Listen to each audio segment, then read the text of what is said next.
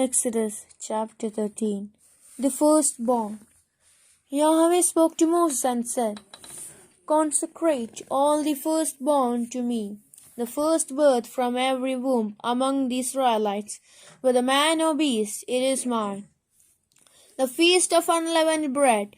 Moses said to the people, Remember this day on which you came out of Egypt from the place of slave labor, for by the strength of his hand Yahweh brought you out of it.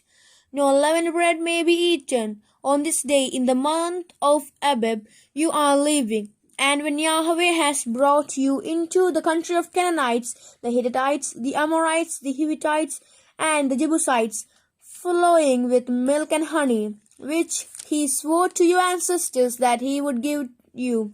Then you must observe this rite in the same month.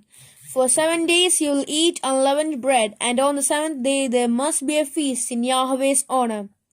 During these 7 days, unleavened bread may be eaten. No leavened bread may be seen among you, no leaven among you throughout your territory.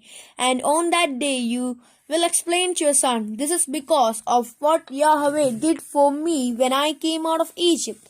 This will serve as a sign on your hand would serve, or a reminder on your forehead, and in that way the law of Yahweh will be ever on your lips. For with a mighty hand Yahweh brought you out of Egypt. You shall observe this law as its appointed time, year by year.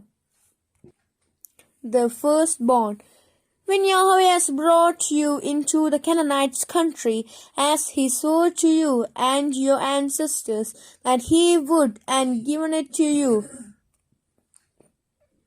to Yahweh you must make all whatever first issues from the womb, and every firstborn cast by animals belonging to you. These males belong to Yahweh, but every firstborn donkey you will redeem with a lamb or kid. If you do not redeem it, you must break its neck. All the human firstborn, however, among your sons, you will redeem. And when your son asks you in days to come, What does this mean? You will tell him, By the strength of his hand, Yahweh brought us out of Egypt, out of the place of slave labor, when Pharaoh stubbornly refused to let us go. Yahweh killed all the firstborn in Egypt, of man and beast alike. This is why I sacrificed every male first issuing from the womb of Yahweh, and redeem every firstborn of my sons. This will serve as a sign on your hand, you would serve, or a headband on your forehead, for by the strength of his hand Yahweh brought us out of Egypt. The departure from Egypt. The departure of Israelites.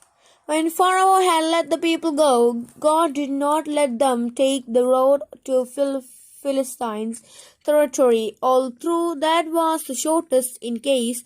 God thought the profits of fighting makes the people change their minds and turn back to Egypt. Instead, God led the people around about way through the desert of the Sea of Reeds. The Israelites left Egypt fully armed. Moses took with him the bones of Egypt, since Joseph had put the Israelites on solemn oath with the words, It is sure that God will visit you, he had said, and when that day comes, you must take my bones away from here with you. They set out from Succoth and encamped at Etham, on the edge of the desert. Yahweh preceded them by day in a pillar of cloud to show them the way, and by night in a pillar of fire to give them light, so that they could march by day and by night. The pillar of cloud never left its place ahead of people during the day, nor the pillar of fire during the night.